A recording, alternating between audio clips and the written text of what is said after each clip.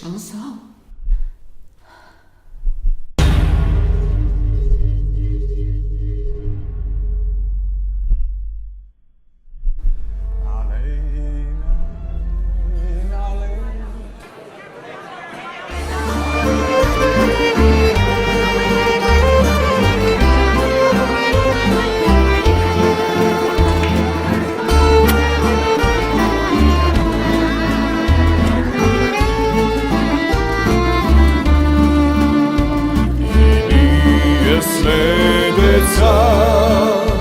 Na naša ta zemlja, na naša ta zemlja, na Makedoniju.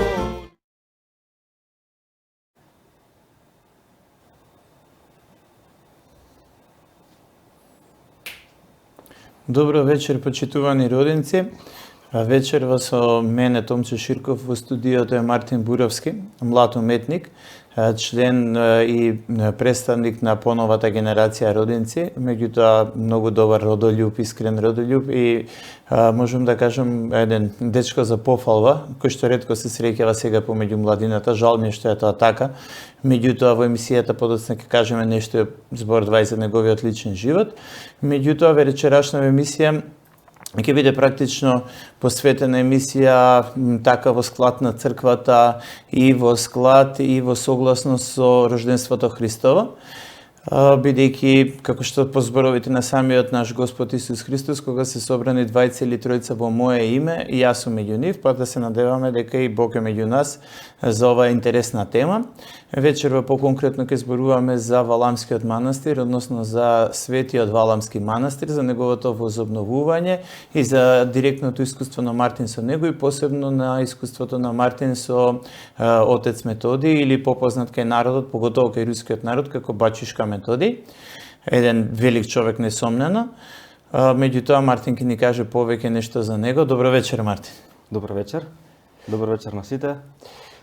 Многу интересен момент е тоа што, еве да речеме дека Мартин имал, да речеме, доста тешко детство и проживел што не се во животот, меѓутоа како што јас сега скоро пред неколку дена напишав еден статус дека тоа е стара македонска поговорка, стара максима, и вели славеот пее во најтемната ноќ, а кукавицата кука и на најсветло сончево утро.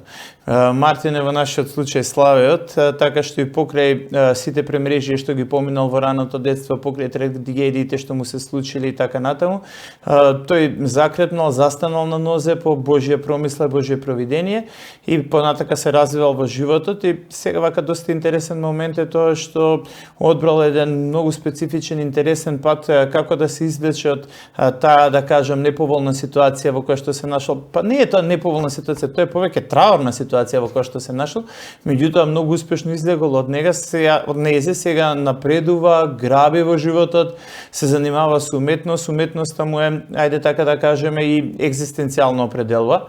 Тој е професионален сликар, уште малку ќе дипломира, меѓутоа се има занимаван одреден период и со теологија, повеќе рекреативно, меѓутоа и нешто студирал, читал.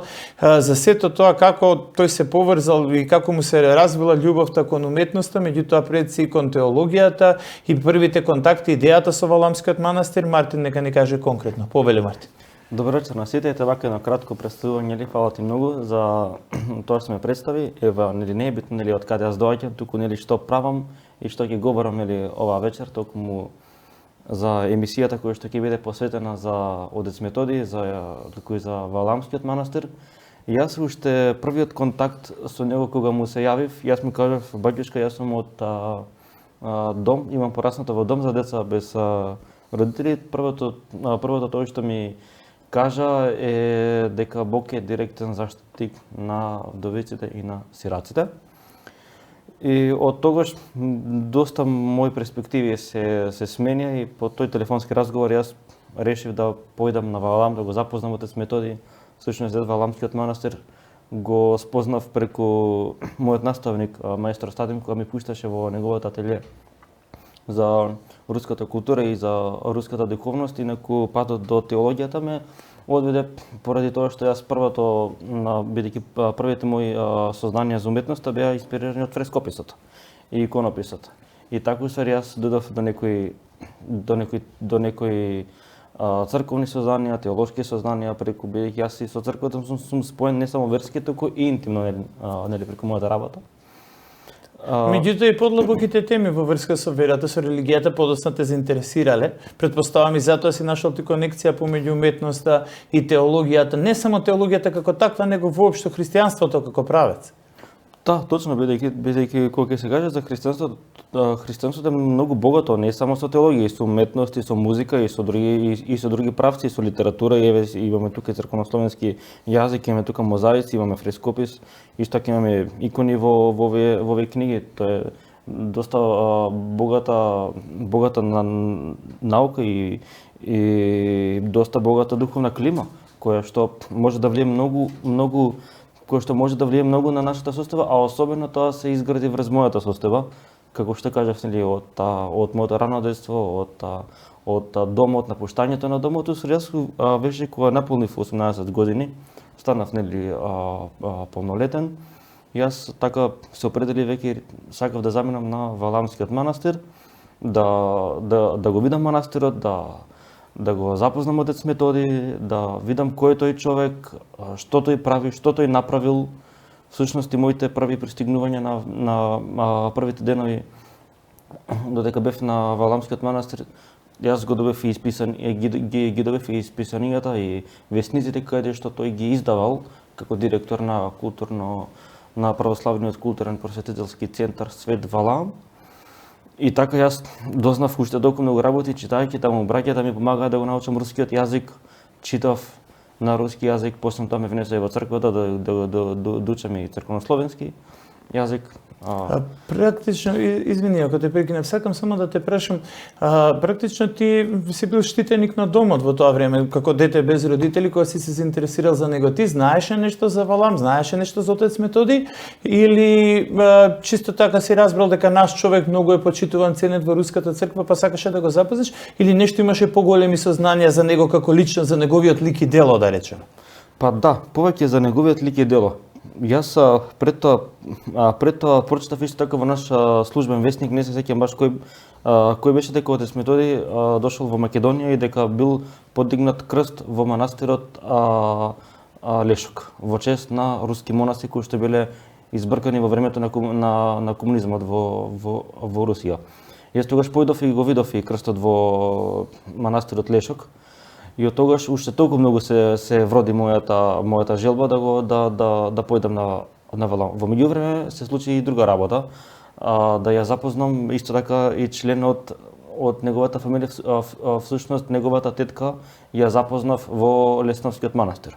Јас со Лесновскиот манастир исто така бев доста поврзан, затоа што јас многу бидејќи ја држи таа традиционална византиска традиција и таму баш на трпези и на ручеци. Предпоставам со архимандрит Дамаскин по тоа време кога беше... Да, точно така. Бидејќи тој беше голем почитувач и негувател на таа уметност, меѓутоа е генерално на тој христијански типик. Точно. Токму ја таму ја добив и оваа книга поклон. Ја чувам како големо наследство. И сега во Лесновскиот манастир јас ја запознав и исто така и тетката на отец Методи, која што сега она е за монашена во манастирот Свети Спиридон. Сега таа се вика сестра Матрона. И кога јас си кажав дека ќе сакам да заминам на Валам кај отец Методи, она ми кажа дека устари отец Методи уште како дете бил многу мирен и скромен и дека го израснала само со обични кашички. И така се вроди уште таа поголема желба да осознам кој е тој, и така јас во 2018 година више решив да заминам некаде околу, мислам дека беше месец февруари или март, веќе решив да заминам на Валам. Тука е многу интересно, пошто во претходни разговори никога сме разговарале приватно, можеби малку приватно, меѓутоа мислам дека ќе им биде интересно и на гледачите, дека тука нема ништо лошо, напротив е многу возвишено тоа и многу ретко во денешните услови на живот. Ти во тоа време како дете без родители не си имал некој бог знае какви финансиски средства, си добил некој скромна финансиска надокнада и ти наместо на пример да си купиш некој фенси одела, некои скапи патики, некој спортска опрема или нешто било што како другарите што правеле реве, некој возило си купиш мотор било што, ти решаваш тие пари да ги вложиш во заминување во Русија, во карта, во материјали, во бидејќи тоа многу интересно вака како потик, така да кажеме единствените пари кои што ти си ги добил од државата, така решаваш да ги вложиш во една возвишена да речеме институција и да дознаеш нешто за манастирот, меѓутоа да дознаеш нешто и за тој велик човек, што е да речеме многу ретко, што директно ја покажува твојата потреба за душевно и духовно. За жал, се почесто кај младите луѓе, посебно многу младите, зборам оние помеѓу 20 и 25 години, се почесто е да се јавува некоја потреба за хедонизам, некоја потреба за конзумеризам, што повеќе да се потроши некој така, да не речам раскалашен, ама разуздан живот. И сето тоа, ти си направил сосема спротивно. Што беше тоа, да речеме, што те привлече, да ти тие пари ги уложиш, да тоа толку ли беше силна желбата, или сакаше повеќе да се заинтересираш во повеќе правци, од уметнички аспект, па и лично човекот, отец Методиј те заинтересира како личност? Па вака јас и да не добиев тогаш државни финансии, јас повторно ќе најдев финансии, за да заменам онаму каде што си сакам. Јас и сега имам финансии и ги вложувам повторно во уметност и повторно патувам. Тоа се случи не само што кога ги добив јас државните пари, тие што ме следуваат нели како дете со социјална категорија, дури јас уште пред тоа уште во прва или втора година во средношколските денови кога се случи некој пресврат во мојот живот, и јас тогаш кажав дека ќе се насочам само на уметноста и на книжевноста и друго ништо не ме интересира во животот, и тоа ме тераше цели тие 10 години. Уствари да, тоа кога ќе се спомне и нели за инспирацијата во сликарството и во творештвото, главно знам да ја црпам некош и од тие како да кажам и од тие црковни богослужби, сеноќни бденија и од тие долги богослужбени циклуси кои што траат. Валамскиот манастир сакав да го видам и да го приспитам целиот манастир, бидејќи тоа не е само еден манастир, како да кажеме само Валамски манастир, а тоа е остров Валам, инаку тоа е архипелаг кој што се состои со уште 13 скитови. Сега, извини, малку тука ќе те прекинам. За гледачите, бидејќи претпоставам дека голем дел од гледачите не разбираат што станува збор, да им го приближиме тоа. Можеме да кажеме дека најчесто кога ќе се каже манастир, се подразбира манастир во македонски тип. Како некоја малечка црквичка која што се наоѓа на некој рит или во некоја шума, во некоја планина, не е во градска средина, не е во урбана средина, некоја малечка црквичка некаде надвор. Сега Валам е сосема спротивно на сето тоа, значи Валам е повеќе да речеме како еден вид населба. И има 13-14 скитови, ако не се лажам, има места за прием на ходочасници, оние добро, како се вела, добронамерници, потоа има разни школи, има училиште за животот, има центри, издавачки центри, културни центри, уметнички центри и така натаму. Тоа е практично како еден мал град, станува збор за еден мал град со многу жители, има многу монаси, многу искушеници. Значи само името му е Валамски манастир, меѓутоа представува една, како да кажем, Христо посветена општожител, еден цел мал град во кој што, да речеме, се е посветено и подведено на љубовта и изучувањето на христијанството и на Христа. Продолжи, извини што те прекинав. Ова само мал вовед, чисто гледачите да имаат увид за што станува збор. Ете сега баш ќе продолжам за моето главно пристигнување таму, за средбата со отец Методиј. Јас кога пристигнав во манастирот, бев сместен прво во славјанската гостилница. Славјанската гостилница има направено лично тој за сите словенски народи. каде што ги сместуваше тој. Он имаше таму специјално посебно за неговите гости, за да кога ќе дојде некој гостин, за да му посвети внимание и да го, бидејќи за него најбитното беше да кога ќе дојде некој гостин кај него да се исповеда и да му даде поклон. На него тоа беше еден од најголемите битни работи, како и исто така и да даде благослов за да се причести. И после тоа веќе и да уствари на него многу му беше битен и неговиот архандарик, каде што тоа е уствари кујната, нели, да го нахрани, нели, како што се, нели, основните, нели, Божи заповеди да го нахраниме и да го облечеме човекот. После тоа можам да кажем за Отец Методи дека тој уствари на почетокот кога пристигнал, тој кога заминал од кога завршил овдека на градежниот факултет, решива да замине на Света Гора, но таму поради лошите политички односи на него не му дале грчка виза за да остане, нели, на Света Гора, и тој во Солун се запознал со некои руси. Па не е лошо дека да дадеме мало ретроспектива, затоа што можеби направивме грешка, ние одиме во тоа затоа што ние знаеме за кој станува збор и одиме за тоа како да е општо познато. Меѓутоа не е лошо еден мал вовед да направиме. Значи Отец Методи е, можеме да кажеме, најпознатиот свештенослужител или монах воопшто, ако сакате да кажете архимандрит, кој што излезе од Македонија во поновата македонска историја, и многу интересно е тоа што тој е возобновувач на Валамскиот манастир, на Светиот Валамски манастир. Многу луѓе не знаат дека Светиот Валамски манастир бил тотална пустош. Почнал да пропаѓа негде околу 1925-27 година и посебно неговата пропаст до 40 години била комплетна и фактички тој бил надвор од функција, тотална руина, да речеме, од 1940 до 1989-90.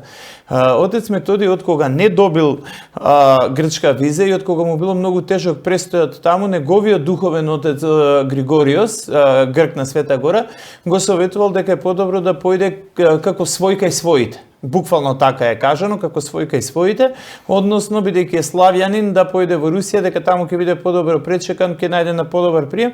Меѓутоа исто битно е да кажеме дека за кого станува збор, затоа што многу луѓе го мешаат со оној друг Методи во Новогород, кој што исто наш свештеник. Станува збор за Венко Петров, цивилно име.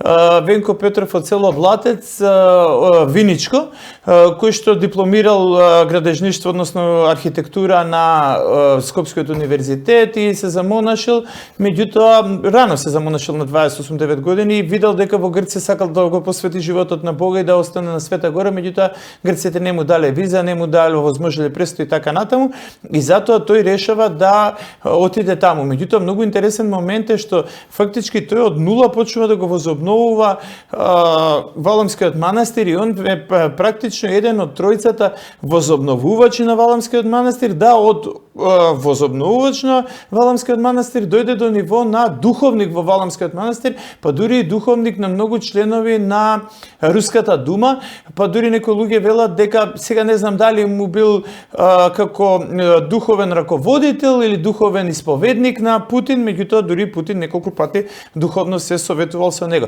Па можеш да ни кажеш нешто за тоа, бидејќи колку што знам и тебе те има исповедано лично Отец Методи, кога си стигнал таму? Да, точно. На првите неколку недели јас се исповедав кај него, но поради големите обврски, после тоа веќе духовното раководство го превзема друг, ќе ви кажам и за тоа. Понатаму, каде за најголемиот нивен празник Свети Сергиј Герман Валамски, што го основале, нели, Валамскиот манастир, мислам дека некаде беше околу 15-тиот век или 16-тиот. За тој најголем празник 1530 таму, да. Средината на 16 век. Јас видов дека на Валамскиот манастир пристигнува цела руска делегација, рускиот председател исто така пристигнува, со дори и рускиот патриарх, нели, Отец Методи ги пречекува сите гости на онаму каде уште на самото пристаниште ги пречекува и не само нив, туку сите делегации и председатели од другите држави исто така пристигнува. Тој беше гостоприемник на многу народи у манастирот.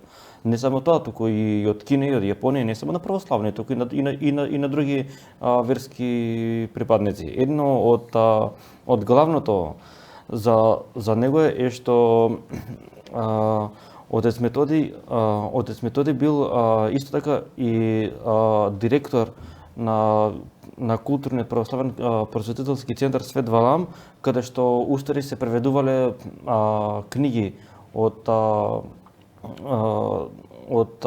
други јазици на руски. Исто така ги на самиот почеток кога манастирот бил разрушен, уствари овдека некаде сега у видеото може да се види дека еве како што гледаме црквата, ова се ништо не постоело.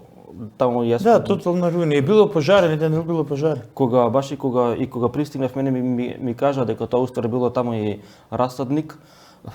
И после тоа веќе почнало да се строи и црква.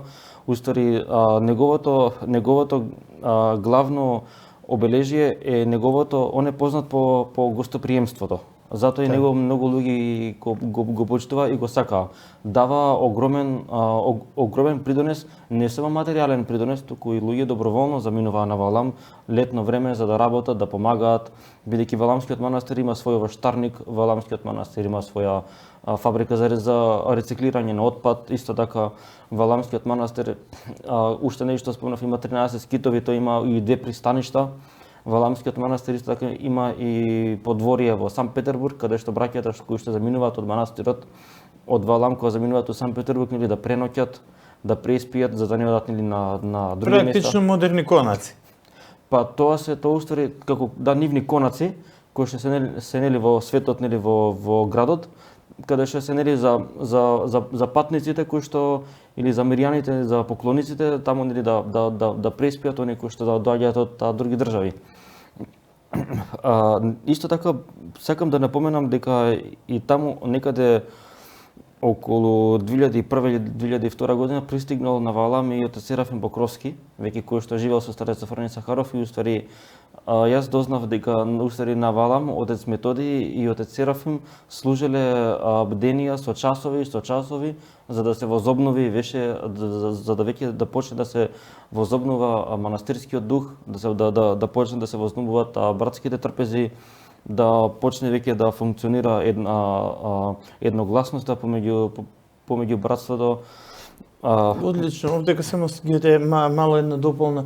Бидејќи Валамскиот манастир во 17-18 век бил многу познат по тие трпези на љубовта, така наречени агапе. И сега ме интересира дали тоа успеале да го возобноват, дали имаше такви трпези на љубовта на кои што секој е добро дојден, секој е добро намерно приемен и така натаму. Дали тоа фактички во ова модерно време, зашто денешка да бидеме реални, во ова модерно време е многу тешко да имаш ти љубовна трпеза, односно трпеза на љубовта на кој што е секој добро дојден. Успеа ли во тоа? Имаше ли такви агапе трпези? Точно, да. Веќе јас уште кога пристигнав тие братските трпези,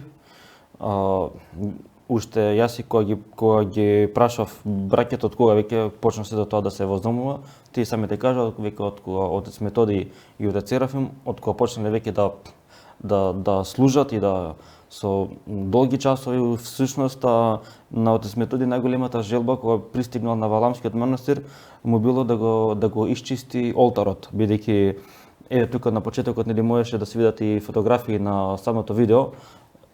Видов мене дека во какви тешки состојби бил Валамскиот манастир.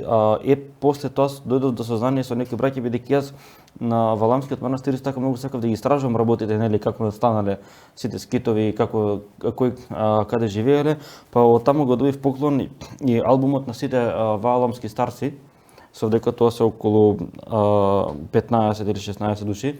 Овдека дури дојдов и до сознание дека во времето во 19-тиот век Валамскиот манастир го достигнал неговиот цуд на плодност во духовна смисла.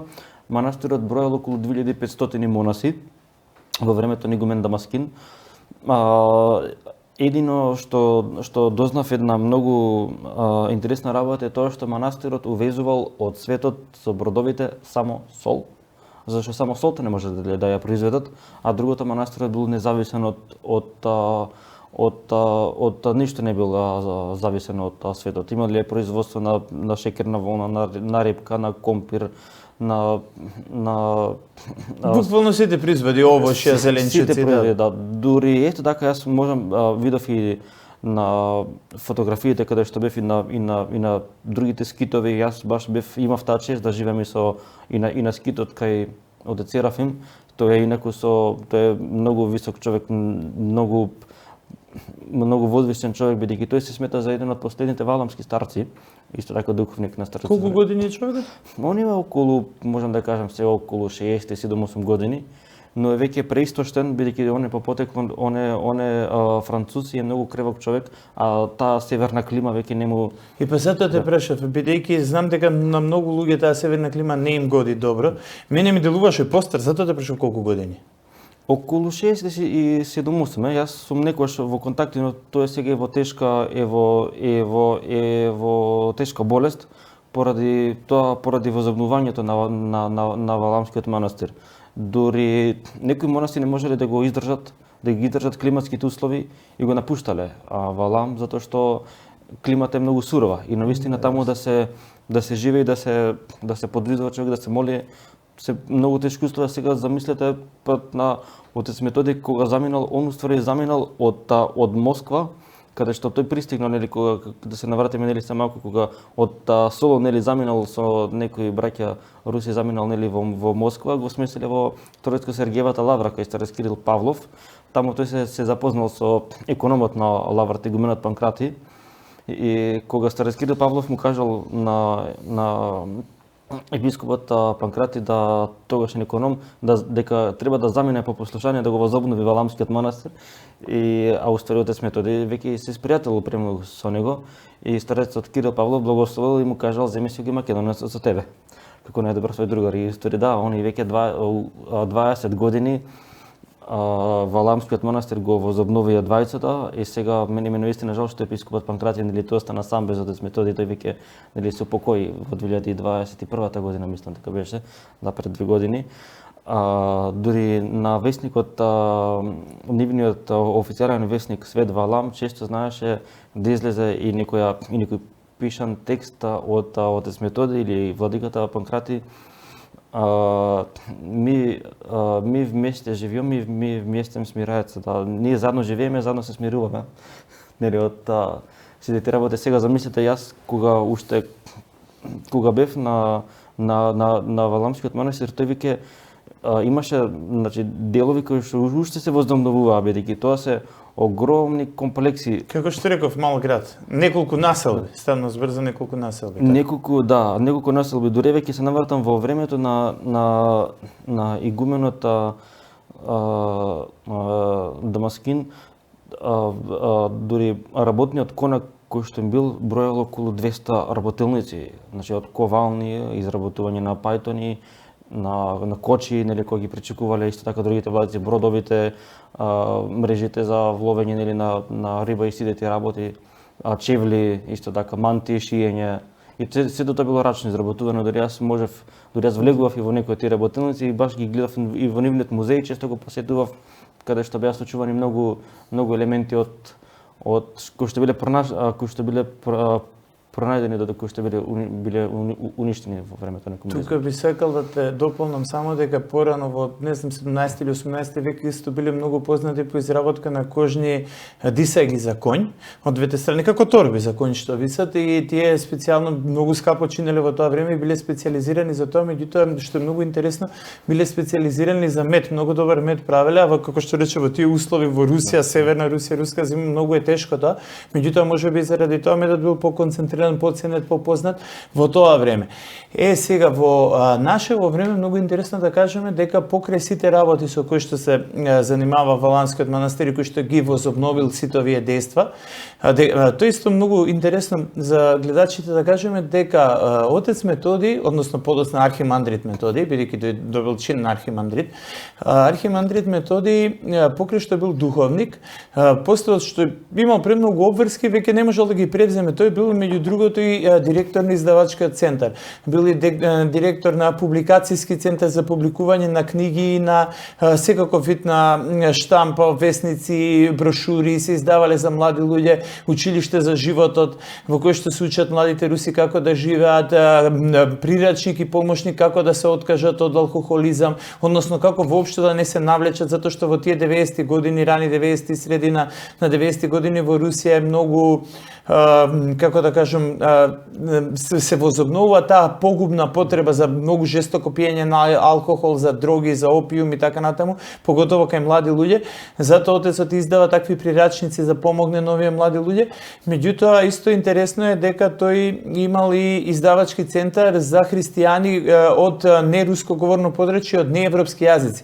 Односно, тука се издавале брошури и книги за монаси од Монголија, за цркви во Кина и така натаму, и по тоа бил многу познат, што значи една широко опсежна дејност во која што, да речеме, исто што е многу интересно за гледачите, ние за жал во Македонија многу малку, ретко кој тоа го знае, дека отец Методи бил прогласен за лауреат на Карелиската република, кој што е едно високо достигнување, меѓутоа бил и почесен граѓанин на Карелиската република, тоа е република во составот на Руската федерација.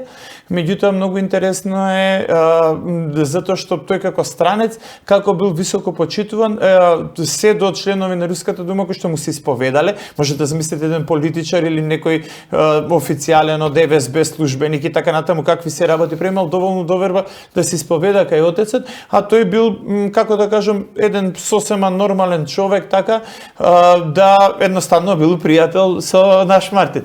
Во тој смисол да ни кажеш малку како се однесуваш он во секојдневието? Па, како што можам да видам, според мене, отец Методи беше премногу почитуван од браќата во манастирот и беше премногу почитуван од неговите келејници, и затоа уствари тој можеше да се подпре и на нив. Те молам само извини, објасни ни што се келејници, пошто повеќето луѓе можеби не знаат.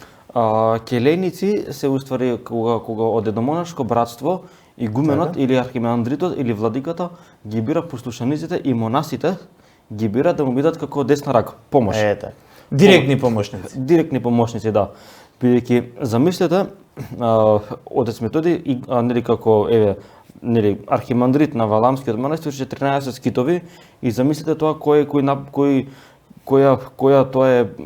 наплив од поклоници, од луѓе тоа, и он нели во текот на еден ден нели добрне внимание на секој посебно, нели да ги групите да ги пречека поклониците кои што го барат. Имало денови по 200 луѓе доаѓале, што фактички не можеш па неколку секунди да им посветиш. Па да, и затоа како што кажа дека на него многу му беше битно, иако тој некогаш не можеше да дојде нели од неговата келија каде што се живееше на другиот остров, на другиот дел. Тој веќе бери последните 4 години веќе си имаше преселено веќе му направија келија на друг дел од остров, поради тоа што беше веќе преокупиран од премногу луѓе. Па сепак пред се монах му треба мир да се моли. Па секако да, тој веќе и уствари, но тој беше отец Методи беше многу таинствен човек, и до него многу тој ја делеше братската љубов со сите нас. Јас кога стигнав таму, отец Методи се така ми помогнали за добивање на виза и за добивање полагање на руски јазик таму, нели да стигнам. Имавме околу 2 до 3 пати телефонски разговори во месецот и еднаш или 2 пати имавме ведувања. Иако тој мене ми го даде неговиот приватен број, што манастирски број. Тук ми тоа сакав да кажам дека тоа е многу ретко, бидејќи се случувало да луѓе од руската дума не можат да дојдат до тој број, бидејќи баш заради тој наплив и заради секој некој втор што сакал да му биде отец Методий духовник, тоа било валјда, ајде да не речам наезда, ама огромен наплив на луѓе кои што сакале да допрат до човекот. Тоа е многу интересно што тебе ти го дал директно бројот и таа слобода да можеш да му се јавиш кога сакаш. Па ете, јас можам тоа само да го кажам дека отец Методий всушност беше многу таинствен човек. И он споделуваше да се посветуваше и ја споделуваше неговата братска љубов до најголема мера. Но изгледа и го имаше голем тој ентузијазам да процени на кого он навистина му е потребен повеќе од тоа што треба. И затоа уствари тој ми го даде неговиот манастирски број и баш ми кажам, ако ви треба нешто, јавете се во било кое време, но сега нели јас ќе сам еднаш кај 2 пати во месецот, 3 пати, нели дека ми е потребно нешто. Но бидејќи јас ги разбирам неговите обврски во манастирот, иако бденијата во Валамскиот манастир, особено празничните, знаат некој бидејќи по 8 и по 9 часа. Така. Што е незамисливо за вака да речеме мирјански живот за нас цивили, е незамисливо. Јас уште на самиот почеток спомнав дека неговата најголема желба на почетокот било да се исчисти олтарот за да се почнат литургиите. Тој многу го сакал богослужбениот живот, богослужбите со отец Серафим Покровски, тој служеле по 12 по 13 часа вечерни богослужби, бденија и сите тие нели богослужбени циклуси кои што биле во нивниот типик. Типикот на Валамскиот манастир каде што живеев јас во централниот дел, усадбен нивниот што го викаат, си е класичен типик, нели се почнува од 5:30 сутрина со полуноќница, сутрина со литургија, од 4 до 5 после тоа нели вечерната, после вечерната служба нели таа трпеза на љубовта нели каде што се собираат сите браќа. Обично на првата трпеза нели таа е после литургијата и таму ќе се соберат нели помалку, бидејќи зависи нели кој какви послушанија имал, бидејќи нели во манастирот нели е битно нели молитвата, нели послушанието.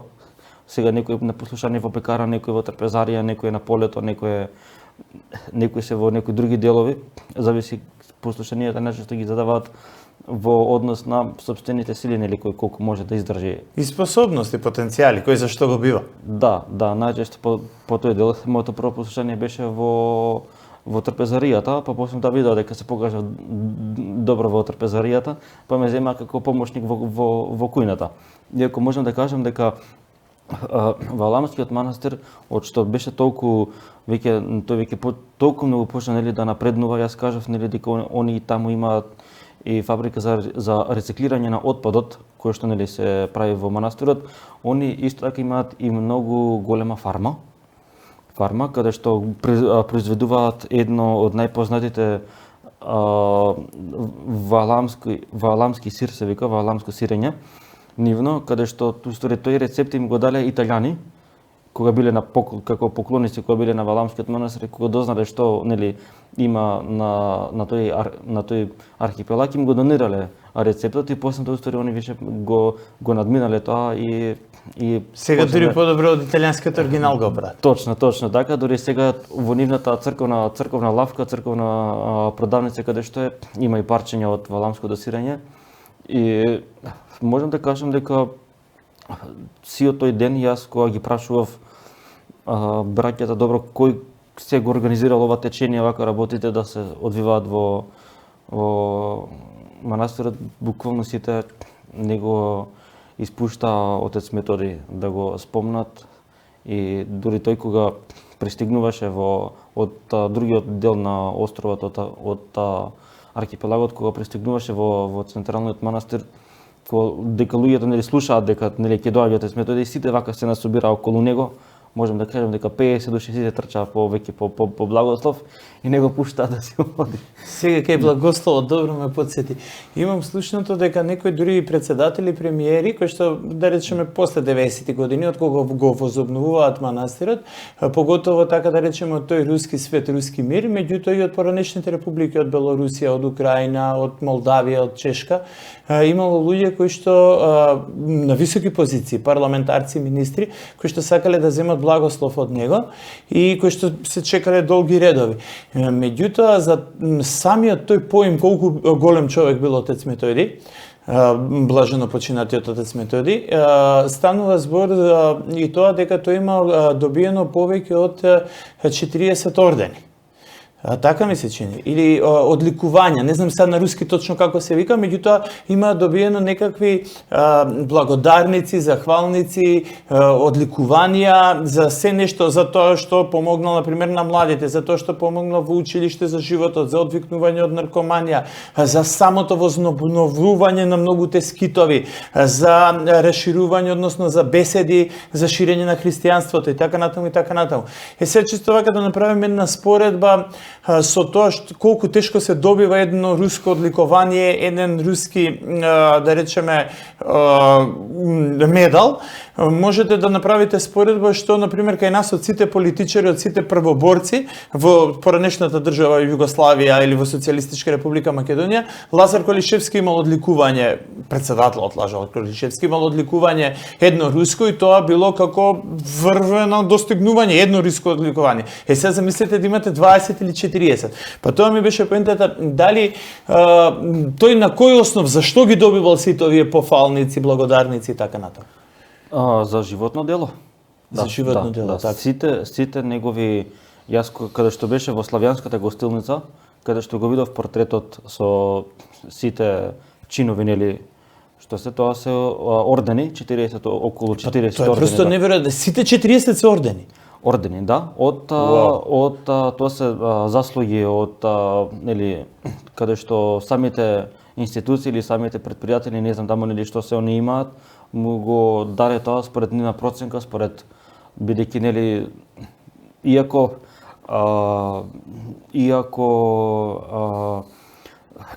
тој не беше некогаш присутен, ова е многу битно, нели луѓе нели се најавуваа, ги пречекуваат нивните келеници и нивното битно на неговите келеници ги пречекуваа луѓето, нели, кои што он не можеш нели не секој да позити внимание нели на толку многу луѓе, но исто како да бил и тој таму со тоа што јас кажав дека најбитното нешто на него му беше да тие се качат горе на трпеза, нели, таму ќе ги послушат браќата и тие се со нив исто така, после тоа обично ги шетаа низ келениците на отец Методи и неговата придружба и луѓето што му помагаа. Се има, значи, комбиња и коли каде што ги шетаа низ манастирот. Ево интересен момент. Тоа чисто да видите впечаток колкава е големо, затоа што не можете пешки да прешетате, ви треба со комбе да го прешетате. Тоа е буквално како што реков град. Па да, тоа е околу од централниот манастир до најдалечниот скит е околу 8 до 9 километри. Така да по 15 километри од едниот до другиот крај, така ако не се лажам. Па да, отприлика толку е. Да. И сега овдека он често праќаше, например, кога јас се вратив од таму, он баш и многу икони ми даде да ги поклонам овдека на луѓе кои што дори јас кога заминав веќе вториот пат, и од тука луѓе ми даде да донесам нешто за него.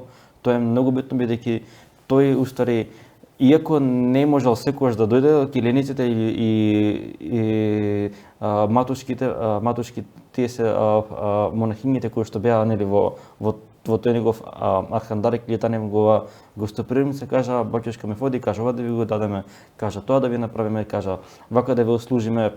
Услугата беше на најврвно ниво.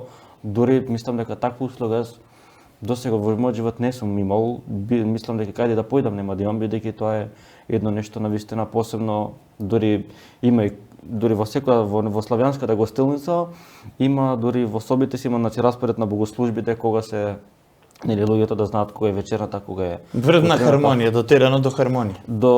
Да, баш до тој степен беше.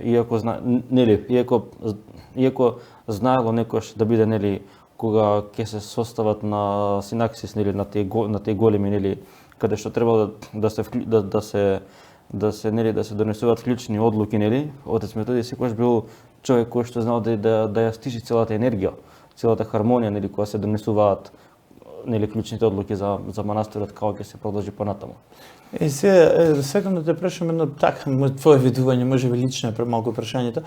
Меѓутоа, ако знаеме дека тој не можел да посвети внимание на државници, политичари, така врвни фигури, а сепак ти посветил внимание тебе и те изслушал и ти дал контакт и си можел да... Што мислиш, тоа е поради тоа што си македонец му било драго или можеби чисто едноставно му дошло мило што ете некој на своја иницијатива, поготово ти младо, ти дете си бил практично, што си пројавил интерес за тоа, бидејќи денеска во, да речеме, во овој модерен живот и во овој современо брзање, ужурбаност и така натаму, многу тешко, многу ретко, да речем, млади луѓе се заинтересуваат за нешто дека воопшто постои. Многу луѓе немаат представа за каков идеен великан, каков титан на духовноста ние сме имале и воопшто не се ни интересираат. Можеби затоа дека ретко така млад човек да се заинтересира за тоа. Па мислам јас мислам дека он ме процени уште на самиот почеток. Јас ви кажав нели дека он беше многу таинствен човек, не можеше да он беше со многу космополитски дух. И он беше со голема ерудиција, познаваше многу работи. Так. И он видел луѓе и јас сум 100% сигурен дека он дали видел нешто друго во мене, дали дека ми требало помош, па се посвети на мене и баш и јас таму каде што дури оние нели клучни состојби за моето останување таму нели околу добивање на виза нели и на решение, јас го добив без никаков проблем со негова нели помош од внатрешните служби таму нели каде што беа за мигранти сите тие работи. Тој мене јас како што кога бев и низ манастирот нели кога имавме и прошетки на заедничко послушание, еден послушаник кој што имаше дојдено од друга поранешна советска држава, нели која што каде што нели тој нема руско државјанство, дури но тој помогнал на неколку послушаници монаси кои што од други држави дошле во Русија и сакаат да добијат државјанство за да може да останат таму на Валамскиот манастир. Тоа беше едно од неговите клучни работи што помогал на многу луѓе да останат во Русија благодарение на него. Да, посебно интересен момент е за оние условно кажано непризнаени цркви, кои што луѓе кои што не знаеле каде припаѓаат. Тоа е случај во Грузија кога се случи со отцепувањето на Република Абхазија и на непризнаената Осетија. Многу луѓе се нашле никаде, ни ваму ни таму, и сега ако се заинтересирале за црквата му се обраќале, така велат, му се обраќале него, па тој успеал да им издейства и документи и се. Со самото тоа може да претпоставите колку многу силно влијание, колкава моќ имал практично во Руската дума и кај председателот Путин и така натаму. Ние за жал за овој човек ништо не знаеме. Мартин, јас ти благодарам прво што ни долови вака детално твое лично искуство. Сега би сакал така полека да привршуваме емисијата како еден вид твое лично искуство и што можеш ти да им препорачаш на младите луѓе, затоа што знаеме дека се поголема е, како што рековме на почетокот, заинтересираноста за материјалното, за гол материјализам, сега и тука сакаат одма и сакаат се веднаш, а многу малку се интересираат за духовноста. А јас колку што знам од нашите приватни разговори, тебе оваа посета на Вала многу ти има помогнато и за твојата стабилност како личност и за надоградбата за твојот интегритет, ентузијазам и многу битно за психичка стабилност, за понатаму да продолжиш во животот, да ти ја возобнови љубовта за живот, инспирацијата за живот. Така да што можеш ти на младите луѓе да им препорачаш во овој контекст? Па сега вака јас кога разговарав со старецот Серафим Покровски, тој од кога се исповедав кај него, тоа беше преку една од последните исповеди кај него ми беше преку телефон и тој ми кажа дека младиот човек денеска сака да живее сам. Но за жал тој Во кој смисол сам? Сам во секаков смисол сам. Значи и физички да нема брачен другар? Па можам да Тој ми го кажа тоа како единочество, како да биде сам, како или како да кажам, сам во куќа или сам во стан, нели? Негова да биде колата, нели, ова да биде мое, нели? Да поседува, а фактички да биде надвор излочен од заедница, да нема ништо заедничко со заедница, било каква заедница, така? Точно. Но сега затоа што нели и во манастир нели се они сами, нели монос нели Еден значи да. Ама тоа они се таму во име на Бога се нели во манастирот и таму тие да и јас бев сам нели во соба и во келија. Но сакам само да напоменам дека баш тоа кога ми го кажа тоа, бидејќи тој кога е сам не може да се соочи со неговите духовни состојби и проблеми. И после кога ќе биде винужден, кога ќе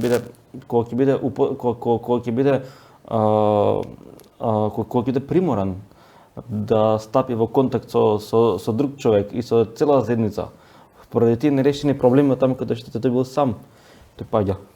И па токму тоа, сакаш да кажеш, тој кај други светиоци го имам читано, дека фактички требаш да имаш некого да трпиш, ама требаш да имаш и некој тебе да те трпи. И тоа е секој пат подобро дека ти некого да трпиш, така се смируваш и така добиваш и духовно послушање, меѓутоа да имаш и некој да те трпи, за да ти укаже, види, премногу те трпам, ова не чини, дај од ова намали, ова е добро, ова не ми се допаѓаше и така натаму. Затоа заедницата е секој пат подобра отколку самотијата како таква. Збориме сега за физичка самотија. Меѓутоа, еве ти, например, што можеш да кажеш да споделиш искуство, например, затоа што многу почесто, јас, например, сум фрапиран чисто од медицинскиот дел. Секојдневно запознавам луѓе кои што се незадоволни од животот, не знаат што со себе, се во депресија, се во некоја манија, имаат психолошки пореметувања, за жал.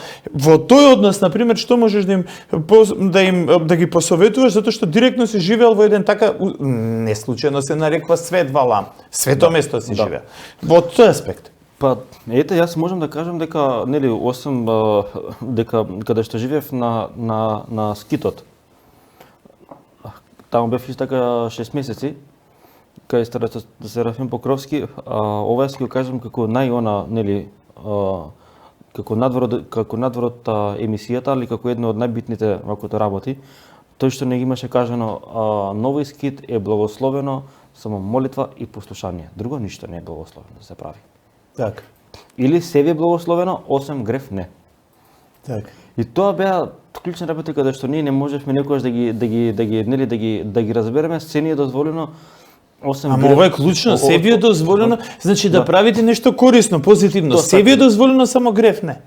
А после тоа, кога ни кажа на трпеза в нови скит е благословено, треба да правите значи сте дојдени само за молитва и послушание. Што баш вика кога ми кажа што ќе правиме ако не се молиме и ако не работиме, ќе се шетаме натаму наваму, баш тоа не го кажуваше на трпеза, да искрено можам да заклучам дека браќата кои што живеа на скитовите и очелници, они беа многу посветени на послушание, на работа. Те многу работеа, да јас баш вака некогаш и кога ќе направивме круг, обично секој беа или се на фармата, или се на полето, нон-стоп беа во некаква активност и беа посветени и на работа и на молитва, баш го одржува сиот тој психофизички дух. И затоа можеби се едни од подолговечните луѓе на овој свет, да, точно, нели? Тоа сакам да кажам, многу често се многу здрави и покрај напорната физичка работа, меѓутоа баш во Валамскиот манастир имало ситуации да луѓе живеат над 100 години, 102, 113 и така натаму. Тоа е многу интересен феномен. А вака ќе си мислат луѓето и па монах, он исцрпен од работа, пости постојано, строг пост, строг типик, физичка работа, се убиват од работа во наводници, а сепак се толку долговечни и тоа на пример е доста интересно вака како феномен. Па да, тоа е затоа што исто така на Валамскиот манастир, јас дали сега можеби нели со времењата каде што више нема нема толку многу братство, монаси нели намалена вако да бројката, нема толку многу на она рачно производство, нели нивната храна, нивната кујна е на основни продукти, не дури во строгите пости нели се баш тогаш кога се нели тримери и сите тие работи, нели некои се плашат нели за храна, а устари на една трпеза баш и од Серафим ни имаше спомнато, тоа беше така незаборавно за мене, вака седиме и јадеме и баш тој на неговиот скит не благословуваше млечни производи да се носат, бидејќи скитот му беше многу строг во светогорски типик и баш ни кажа дека од јадење се умира, од пости никој не умрел, да не се грижиме за тоа. Одлично. Дека тоа е уствари тоа е дека ние мораме сега да бидеме на строгите пости, кои се плаши, нели, може да замине и во централниот манастир, нели, според, бидејќи ние овдека сме навикнати на таков живот и ние така живееме. Еве, ние до ден денеска сме тука, на овој свет. Да, ама ова е многу интересно дека баш тоа упростено во една реченица, од пост никој не умрел, само од јадење се умира. Да, Сега многу е интересно вака секи ти го кажеме тебе, меѓутоа да го споделиме и со гледачите. Во некој руски скит, мислам дека таму на северот негде било, доаѓале мирјаните, односно луѓето од околните села и ги прашувале некој исто така строг бил, да речеме, намесник, строг архимандрит, и им велел прво да постат ово, и подоцнено време престанал да им кажува да постат. И тие доаѓали му викале, бачешка, вика, веќе не учиш, вика, да постиме, не учиш колку е добро човек да се испости, да гладува. И он викал, па не учам. И он викал, ама зошто? Па нема потреба, сега веќе лекарите ќе ви кажуваат. Јас доста ви кажам, од сега натака лекарите ќе ве учат да постите. Бидејќи кога ќе се разболи човек сака неќе мора да пости, принудно пости.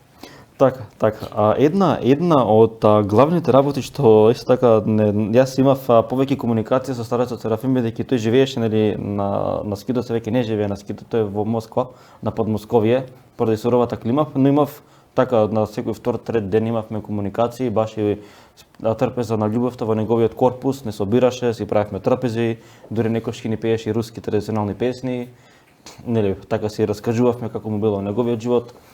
На скитот во Англија, во Есек, со старецот Франин Сахаров, каде што имале многу потешки услови. Тој исто така многу и не советуваше, нели, да не на скитот, бидејќи бевме околу таму постојано едни си одат, заминуваат, не може секој, нели, да издржи, околу 10 души, нели, се стални монаси, послушаници и Само 10 гости. души се? Стални, а другите, значи, може да се случи 5 души да дојдат, 3 да се заминат, нон-стоп имаше гости и он, послушаници кои што му даја други свештеници од други држави кај него на гости. Он беше како манастир во манастир, како посебно одвоен од таму, како со свој типик. Направен и тој баш исто така многу не се ми остана еден од главните битни совети од него, тој ни го даде нас како строго послушание, нас дека на скитот не смееме да гледаме кој што прави и дека ако нешто нели видиме да не му кажеме на него да не го осудуваме, туку да одидеме кај него, кај старецот или на скитот. И баш исто така една од главните работи беше исто така тој некојаш ќе зададеше послушание на еден да појде во црква, а на тој што е нели на намесното послушание нели да го исчисти кандилото, му кажуваше да се врати назад и го пушташе другиот човек, со устари тој сакаше да види дали ќе му замени работата на него. Дали ќе направи, дали братски навистина ќе сака да го направи тоа. Исто како што тој претходниот го прави, јасно. И обично тој научеше дека некој кога ќе закасни некаде или кога нема да дојде од било какви причини или нема да се најави, да го завршиме неговото послушание без да му кажеме нему, туку само да му кажеме на старецот на скитот. Исто така и на сите скитови. Тоа беше скитот на каде што живееле сите валамски старци, уствари така бил типикот и сакале да го распоредат по целиот валамски манастир, каде што во 19 век достигнал бројка до 2500 монаси, токму од тие големи послушанија што ги имале кон старците, кон игумените. Значи да резимираме и да сумираме, наједноставно многу добро ве учел човекот и мене ми е прекрасно, многу ми е драго што си имал такво искуство ти директно да го доживеш. Практично ве научил дека невработените раци ги вработува ѓаволот и невработениот ум будалува и гуски пасе, нели, ум царува, ум будалува, ум гуски пасе. Ти благодарам, Мартин, за сите овие убави искуства што ги сподели со нас. Се надевам дека оваа емисија ќе ви помогне и на вас со многу сознанија кои што мислам дека не сте ги знаеле.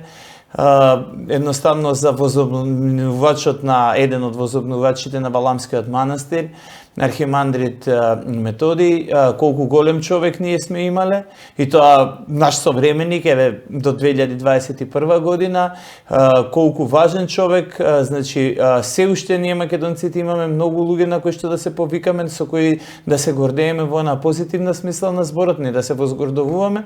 И македонци мои, драги, еве во новата година помнете кои сте и што сте, немојте да заборавате и не ја пропуштете следната емисија Родински разговори. Македонија вечна.